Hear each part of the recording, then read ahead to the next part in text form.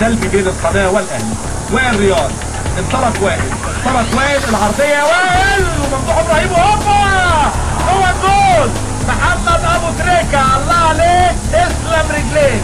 محمد ابو تريكه هدفه الثالث مع النادي الاهلي هذا الموسم. شفنا التسديده تعتلي الاعلام الحمراء ملعب استاد هيئه قناه السويس.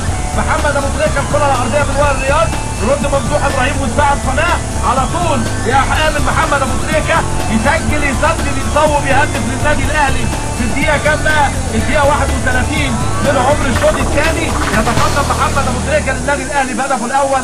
تصبح النتيجه 1 النادي الاهلي لا شيء القناه. محمد ابو تريكه الله عليك تسلم رجليك. هدفين مع النادي الاهلي قبل هذا الهدف، هدف مرمى الترسانه وهدف بلديه المحله. بليه 3 اهداف مع الترسانه ودي هدفه الثالث النهارده. تصبح اهدافك رصيدك من الاهداف يا ابو تريكه ل6 اهداف. صاروخ ارض جو قنبله مدويه في استاد هيئه قناه السويس من القدم اليسرى لمحمد ابو تريكه وكله تمام. هو ده الكلام.